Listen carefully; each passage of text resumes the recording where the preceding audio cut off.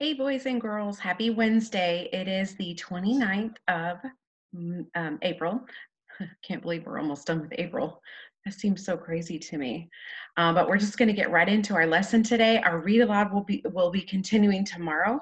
But I have some exciting things to talk to you guys about with finishing chapters 18 and 19 and how we can sort of bring that back into our lesson. Okay, so I'm going to bring us back into, let's see, we're going to talk about flashback today. And that's one of the elements that we look for in our fantasy books and why that's important and maybe why that's included by our author. So, and then how does this influence their quest, right? Because we know now that all these characters in our fantasy books are on some kind of quest, right? And usually there's an internal quest and an external quest. So let's just present here. Let's just see if we can get in. Flashback now. Okay, so on Monday, we talked about the quests and how this is a part of the structure sometimes. And so the external quests deal with a bigger picture and may have some small events that lead up to this quest, right? So the external quest for Harvey, of course, would be going back to the holiday house, saving the kids, defeating Mr. Hood, and maybe even conquering the house itself, right? And so then you're going to think about the internal quests. Hi, baby. And what's happening inside of your character, right? And so we see from the very beginning that Harvey is very selfish and that he's bored. And he just comes off as like this really almost entitled kid. But by the end, we see some changes in him, right? So he's got some internal quests happening as he goes through this external quest, right? He's discovering how brave he is. He's discovering, how much he cares about other people, which is a big deal for him, right? Um, so our teaching point today is that readers notice other structures such as flashback or change of character within the story and think about why the author included this in the story and how they influence this quest, right?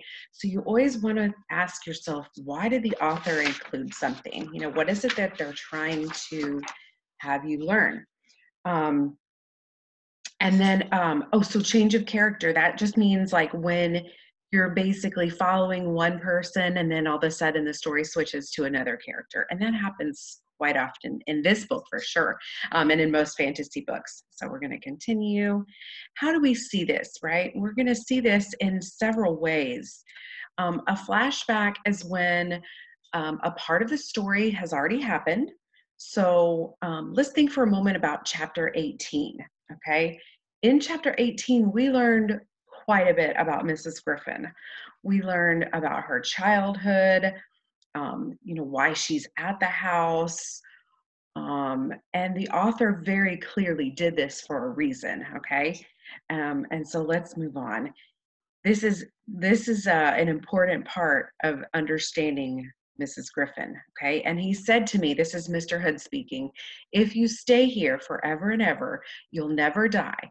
You'll grow old, but you'll live until the end of time and never weep again, okay? So maybe when we hear that quote that Mr. Hood said that to her, we understand now why she said she wasn't able to cry before in the story, right? And now maybe why she's so old. But we know that she entered the holiday house as a child, okay? And in fact, let me get my book open because I really wanted to share this with you guys. It even says here, I think I marked it, hopefully. She says, I was the first child who ever came to Hood's house, and this was many, many years ago. She was 9. Okay. And remember, she has a lot of similarities to Harvey, right? She wanted things to be different, just like Harvey did. But in her case, it was her parents. Her cat had died, and her dad did not give her another cat. And so, of course, when she first got there, what did she get? She got cats. Okay, so there are some similarities with Mrs. Griffin and with Harvey. So I just think that that's interesting to note. Um, And this gives us some insight on Mrs. Griffin, why she's still there, and then how she got there. So we just kind of went over that. Now, well, let's talk about a shift to another character. This happens often too. We talked a little bit in chapter 7 about Lulu, and some of you guys don't really remember a lot about Lulu, but I'm going to kind of refresh your memory because I thought this was interesting to note. Back in chapter 7, and remember, chapter 7 is called A Present from the Past. So she's really trying to be friends with him, and he's really being friends with her, and they're honest with each other. And a couple of things happened in that conversation. Okay. First of all, it says her honesty made him honest. I like you too, blah, blah, blah. Right. And then it says Harvey, his expression darkening, I wouldn't want anything to happen to you. So right there is almost like a foreshadow of what's going to happen with Lulu later, right? Because something bad does happen to her. And then also she says, and they talk about the lake for a minute, but she says, don't forget to wish for something, okay? And so she's basically letting him know that at the holiday house, anything is kind of possible, and that, whatever you wish for will come true. And so she's letting him know about the character or the house, okay, which I think is interesting. Oops, let's go back to that again because, oops, sorry, technologically challenged. Okay, we also see this in chapter 19 because, as I said, most of this focus for this book has been on Harvey, but now we're starting to see quite a bit about Jive and how he's trying to tempt Harvey with his pie, and he's really trying to kind of get Harvey off track, right, with his quest, his mission of finding Mr. Hood and destroying the house. But remember, at this point, the power has shifted, right? And just to reiterate what was happening in the beginning, remember when Harvey was turned into that really weird creature? Jive was the one that was telling him to take a bite of Wendell. And so it's funny to me that Jive was like, trying to tempt him and, but now Harvey's kind of turned the tables. Why don't you eat the pie? And so it's really interesting to see this shift to another character. And it lets us know quite a bit about, what the author is trying to do with this. Bless you. That was my little one. He sneezed. Give me a second. Okay, we have a stop and jot question for the day, and we're almost done, guys. Hang out with me for just another minute.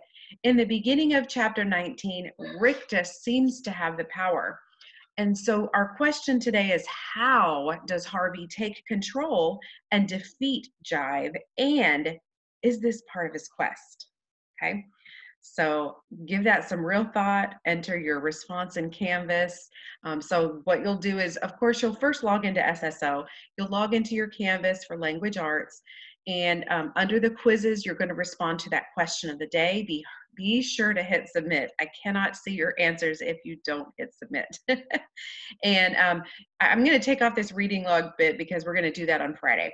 But remember, this week, our graded response is going to be our Friday response. But if you're answering these questions every day throughout the week, Ms. Polka will give you feedback, and I'll tell you what's good, what maybe you need to think about a little bit differently, and that will only help you with your Friday response. So make sure that you're keeping up with the videos, make sure that you're keeping up with the responses every day. If you guys will give me your responses maybe by 3, I can definitely grade them or rate them the same day. So hopefully that is possible for you guys. And that is really all that I have for today. I hope you guys are doing great. You know that I miss you.